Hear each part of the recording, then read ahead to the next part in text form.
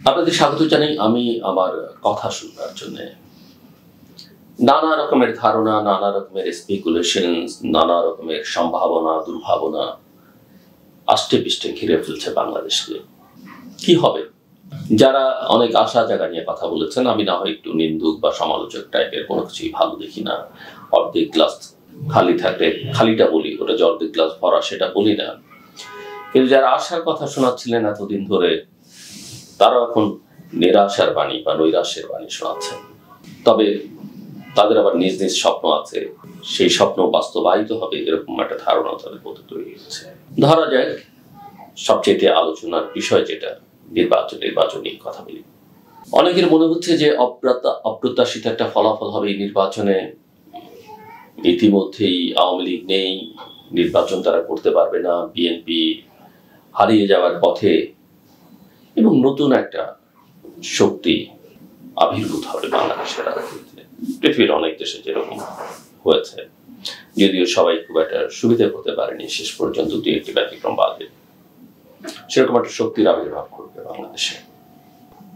আমি এখন পর্যন্ত সেটা মনে করি না এই কারণে, হ্যাঁ, এই চেষ্টার মধ্য দিয়ে, এই ন্যারেটিভের মধ্য দিয়ে এক ধরনের অস্থিতিশীল পরিস্থিতি হয়তো তৈরি করা যাবে। কিন্তু বাংলাদেশের মানুষের এখন পর্যন্ত যে মাইন্ডসেট, তাতে আসলে যেভাবেই বলি না কেন, কারো পছন্দ হোক কিংবা না হোক, বাংলাদেশের মানুষ প্রধান দুটো রাজনৈতিক দলের বাইরে কাউকে নিয়ে ভাবতে রাজি না। জাতীয় পার্টি তার নিজের ঘরেই আগুন, তারপরে তো এটা জাতীয় রাজনীতিতে, জাতীয় রাজনৈতিক অঙ্গনে তার গুরুত্ব থাকলেও মূলত একটি আঞ্চলিক রাজনৈতিক দলে পরিণত হয়েছে। জামায়াতে ইসলামী নিঃসন্দেহে অত্যন্ত সুশৃঙ্খল সংগঠিত রাজনৈতিক শক্তি, কিন্তু এটাকে অনেকেই একটা কাল্ট হিসেবে দেখেন। অনেকেই মনে করেন যে ব্যবসা বাণিজ্য নানা কিছু নিয়ে বা যে আদর্শ তারা বাস্তবায়ন করতে চায়, সেটা ঠিক বাংলাদেশের মানুষের মনে এখনো জায়গা করে নেবার মতো জায়গা নেই। তারপর তার ৭১-এর ইতিহাস আছে। এনসিপি রেজিস্ট্রেশন পেয়েছে, এনসিপি কে নিয়েও মানুষের মধ্যে সেই রকম ভরসার কিছু আর তৈরি করা যায়নি, বরং অনেকে এটাকে একটা লস্ট কেস হিসেবে মনে করেন, যদিও তাদের ভয়েস বেশ চড়া। ইসলামী আন্দোলন, হেফাজত, এরা মোটামুটি আছে, কিন্তু ভোটের হিসেবে আসলে তেমন কোনো সুবিধাজনক জায়গায় নেই। অনেকে কিছু সাম্প্রতিক জরিপের কথা বলেন, জরিপগুলোতে অনেক মানুষ কাকে ভোট দিবে সিদ্ধান্ত নেয়নি, অনেক মানুষ কাকে ভোট দিবে সেটা বলছে না বা বলতে চাইছে না। এর অনেক রকমের কারণ আছে। এই যে যারা ভোট কাকে দিবে বলতে চাইছে না, তার মানে এক ধরনের ভয়ের আবহের মধ্যে তারা আছে। হয়তো তারা আওয়ামী লীগের সমর্থক, হয়তো তারা জামাতের সমর্থক, হয়তো তারা বিএনপিরও সমর্থক হতে পারে, কিন্তু সেটা স্পষ্ট করে তারা বলতে চাইছে না, যে কারো পক্ষেই তাদের ভোট যেতে পারে।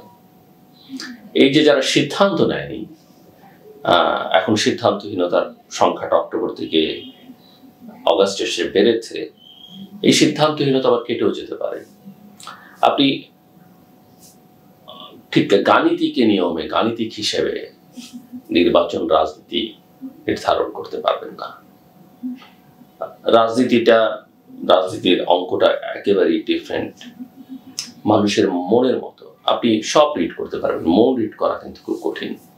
আপনি জানেন না যে কার মনে কি আছে। একটা দুশ্চরিত্র অপরাধী, তার মনের ভিতরে কি আছে যেমন জানেন না।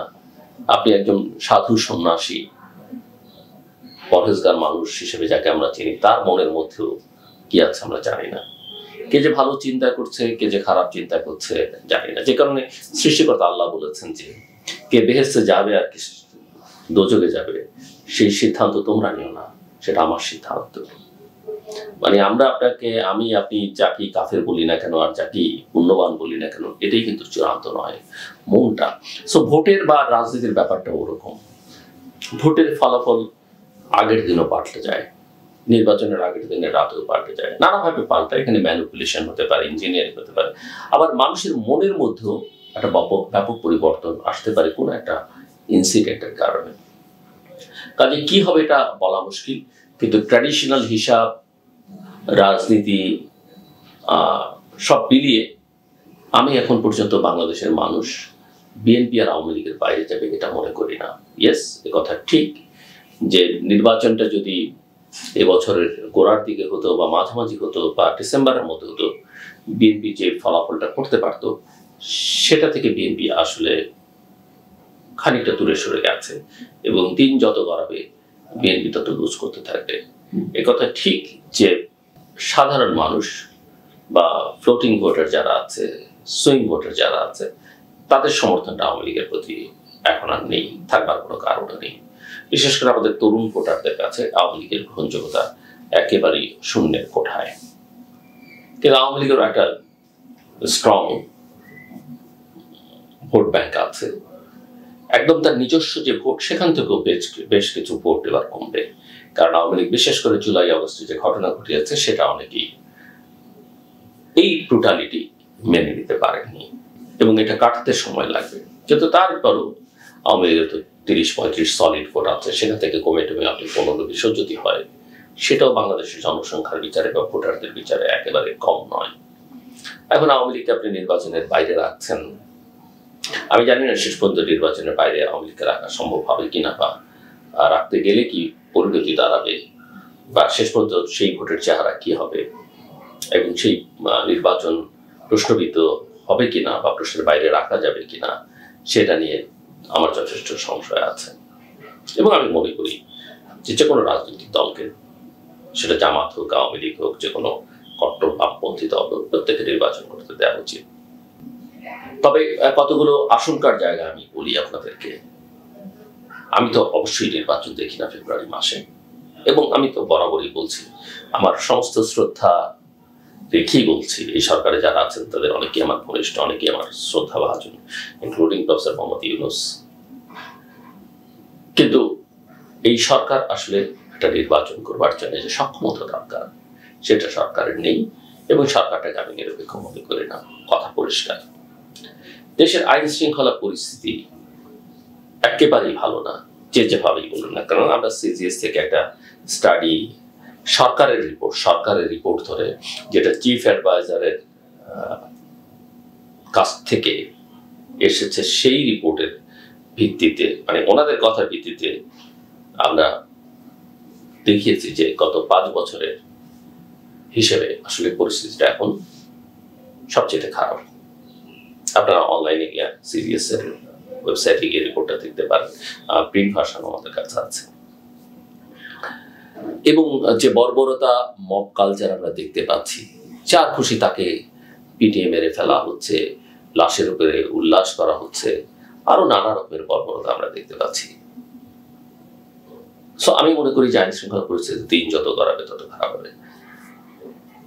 ভূ রাজনীতির বিবেচনায় আরেকটা আশঙ্কা আমার মধ্যে তৈরি হয়েছে। আমরা লক্ষ্য করছি দেশের ভিতরে নানা রকমের তৎপরতা, এই তৎপরতা যেটা দেশের স্বাধীনতা এবং সার্বভৌমত্বের জন্য হুমকি হয়ে দাঁড়াতে পারে। যে কোনো অজুহাতে, যে কোনো বিবেচনায়, যে কোনো পরিস্থিতিতে আমাদের প্রতিবেশী 2 দেশের সঙ্গে, মানে 2 দেশের সঙ্গে একসঙ্গে না, আমি সেটা বলছি না, স্বল্প মেয়াদে হলো আমার কাছে কেন যেন মনে হচ্ছে ভারত কিংবা মিয়ানমারের সঙ্গে বাংলাদেশ সংঘাতে জড়িয়ে পড়তে পারে। এবং আপনারা যদি খেয়াল করেন, বাংলাদেশের সেনাপ্রধান, বাংলাদেশ সেনাবাহিনীর প্রধান জেনারেল ওয়াকারুজ্জামান, তিনি কতগুলো কথা বিভিন্ন সময় বলেছেন, খুবই প্রণিধানযোগ্য কথা। তিনি রাজনীতিবিদদের বলছিলেন কাদা ছোড়াছুড়ি বন্ধ করেন, বাংলাদেশ না হলে ভয়াবহ বিপদের মধ্যে যাবে। কাদা ছোড়াছুড়ি বন্ধ হয়নি, অন্তর্ভুক্তির রাজনীতিটা আমরা করতে পারিনি, বরং বিভাজনটাকে আরো বাড়িয়ে তুলেছি। এবং ফলাফল যে আশঙ্কা জেনারেল ওয়াকার করছিলেন সেদিকেই যাচ্ছে। তিনি বলছিলেন যে আমাকে পরে অভিযুক্ত করতে পারবেন না, আমি কিন্তু আপনাদের সতর্ক করছি। আমি মনে করি ওনাকে আসলে অভিযোগ করবার কিছু নেই। ওনাকে নিয়ে যত রটনা, ওনাকে নিয়ে যত নেতিবাচক কথাবার্তা বলা হচ্ছে, যারা বলছেন মানুষ তাদের বিচার করবে মানে তারা আসলে ঠিক বলছেন না এবং তারা নিজেরাও নিজেদের বিবেককে প্রশ্ন করবেন কেন এই কথাগুলো বলছেন। হ্যাঁ, রাজনৈতিকভাবে আপনি যে কারো বিরোধিতা করতে পারেন, আপনার বিবেচনা থাকতে পারে, তাতে কোনো দোষ নেই, কিন্তু কথাবার্তার মধ্যে, আচরণের মধ্যে আপনি কতটা শালীন সেটা খুব গুরুত্বপূর্ণ। জেনারেল ওয়াকার আরো বলছিলেন যে এমন একটা পরিস্থিতির মধ্যে যেন আমরা না ঢুকে পড়ি, বিশেষ করে তিনি রাজনীতিবিদদের সতর্ক করছিলেন যে দেশের স্বাধীনতা বা সার্বভৌমত্ব হুমকির মধ্যে পড়ে যায়। আমি সেই হুমকিটা দেখতে পাচ্ছি। ঘটনা ঘটবে আমি সেটা বলছি না, কিন্তু ঝুঁকিটা আছে। এখন সেই ঝুঁকি আপনি এড়াতে পারলে ভালো, না এড়াতে পারলে বিপদ আসবে। জুলাই সনদ নিয়ে প্রচুর কাজ হচ্ছে, আমরা জানি। এই সনদ নিয়ে এনসিপি ইতিমধ্যেই বলেছে জুলাই ঘোষণায় তারা ছাড় দিচ্ছে, জুলাই সনদে কোনো ছাড় দেবে না। ঐকমত্য কমিশনের পক্ষ থেকে বলা হচ্ছে আইনে যাই থাকুক না কেন, জুলাই সনদ কি সবচেয়ে বেশি, জুলাই সনদের প্রস্তাব কি গুরুত্ব দেওয়া হবে। ইমপ্লিমেন্টেশন কিভাবে আমরা জানি না। ডিপ্লোম্যাটদের ছুটোছুটি দেখছি, রাজনৈতিক দলগুলো বা বিভিন্ন কমিশনকে আমরা দেখছি ডিপ্লোম্যাটদের সঙ্গে যোগাযোগ করতে বা তাদের সঙ্গে তাদের বৈঠক হচ্ছে। সব কথার মূল কথা, নিঃসন্দেহে পলিটিক্সে জনগণই একমাত্র শক্তি নয়, অন্যরা গুরুত্বপূর্ণ, কিন্তু কারো মাথার মধ্যে যেন এটা অনুপস্থিত না থাকে যে জনগণ আসলে লেস ইম্পর্টেন্ট। জনগণ সবচেয়ে গুরুত্বপূর্ণ। অধিকাংশ সময় জনগণ ঘুমিয়ে থাকে, তাদের যে রোলটা সেটা প্লে করে না, কিন্তু যখন প্রয়োজন হয় তখন মানুষ ঠিকই জেগে ওঠে, রুখে দাঁড়ায়, যেটা 2024 জুলাই আগস্টে ঘটেছে। তো সব মিলিয়ে আমার কাছে মনে হয়েছে যে পরিস্থিতিটা আসলে বাংলাদেশের জন্য সুখকর নয়, এবং এর দায় অবশ্যই এই সরকারকে নিতে হবে। এর দায় অবশ্যই যাদেরকে একসময় কোমলমতি বলা হতো, নতুন রাজনৈতিক দল এনসিপি, তাদেরকে নিতে হবে। এর দায় অবশ্যই জামাত এবং অন্যান্য রাজনৈতিক দলকে নিতে হবে, এমনকি এর দায় বিএনপিকেও নিতে হবে। আর আওয়ামী লীগের দায়িত্ব অস্বীকার করবার বা এড়িয়ে যাবার কোনো সুযোগ নেই। কিন্তু এখান থেকে পরিত্রাণের উপায় কি সেটা বোঝার জন্য সবাইকে মিলে সিদ্ধান্ত নিতে হবে আসলে বাংলাদেশের কোন পথে হাঁটা উচিত। গণতন্ত্রের পথে হাঁটতে চাই আমরা, আর তার জন্য সমাধান একটাই, নির্বাচন নির্বাচন নির্বাচন, এবং যত দ্রুত তার সঙ্গে সম্ভব, এবং অবশ্যই এটি অবাধ, সুষ্ঠু, দলনিরপেক্ষ, শান্তিপূর্ণ, অংশগ্রহণমূলক, অন্তর্ভুক্তিমূলক, আন্তর্জাতিক মানসম্পন্ন নির্বাচন করা দরকার। আমি মনে করি সেটা করা সম্ভব, এবং সেটা করবার জন্য এই 17 কোটি 18 কোটি মানুষের দেশে লোকের অভাব নেই। আমি মনে করি সেরকম একটা ইন্টিগ্রিটি সম্পন্ন টিম যদি তৈরি করা যায়, সেটা দিয়ে সেই নির্বাচন করা সম্ভব। এই টিম যে টিম আছে, এই টিমের পক্ষে সেটা আসলে সম্ভব না। এখন এটাকে আপনি অদল বদল করবেন, মডিফাই করবেন কিনা আমি জানি না, কিন্তু সেটা করবার লক্ষণ আমি আসলে দেখি না।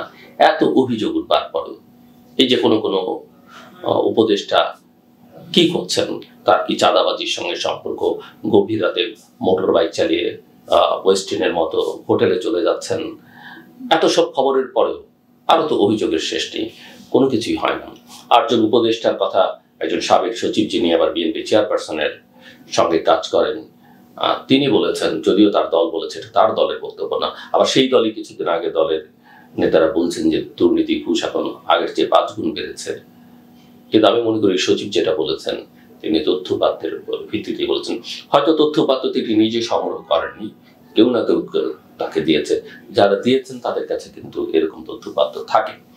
আমি আসলে গোয়েন্দা সংস্থাগুলোর বিরুদ্ধে অনেক অভিযোগ অনেকে করেন, অনেকে সেটা ঘুরিয়ে দেবার কথা বলেছেন, কিন্তু আসলে এভাবে এই প্রতিষ্ঠানগুলো সম্পর্কে কথা বলা উচিত নয়। এই প্রতিষ্ঠানগুলো অনেক সীমাবদ্ধতা আছে, অনেক দুর্বলতা আছে, রাজনৈতিক দলগুলো তাদের ব্যবহার করেছে, এইসব কথাও সত্য, কিন্তু তারপরে এগুলো আমাদের লাগবে। এগুলোকে কিভাবে আমরা অরাজনৈতিকভাবে দেশের স্বার্থে ব্যবহার করতে পারি সেটা ভেবে দেখা দরকার। কিন্তু আমি এটা মনে করি যে আমাদের এই গোয়েন্দা সংস্থাগুলোর কাছে, আন্তর্জাতিক অন্যান্য গোয়েন্দা সংস্থার কাছেও অনেক তথ্য আছে। আমরা কে কি করি, বিশেষ করে যারা বাংলাদেশে এখন রাজনৈতিক নেতা আছেন বা অন্যরা আছেন সরকার, তাদের সকলের প্রায় সব তথ্যই কিন্তু আছে, এর 90% কিন্তু প্রকাশিত হয় না। একথা আমি বহুবার বলেছি যে একথা মনে করবার কোনো কারণ নাই, আমি যা করছি কেউ তা দেখছে না, সবই দেখছে, সবই রেকর্ডের, কিন্তু প্রকাশিত হচ্ছে না। কিন্তু আপনার কপাল যদি খারাপ হয় তাহলে কিন্তু সেগুলো প্রকাশিত হয়ে যাবে। কাজেই ওই যে উপদেষ্টাদের যে কথা বলা হয়েছে তথ্য প্রমাণের ভিত্তিতেই বলা হয়েছে।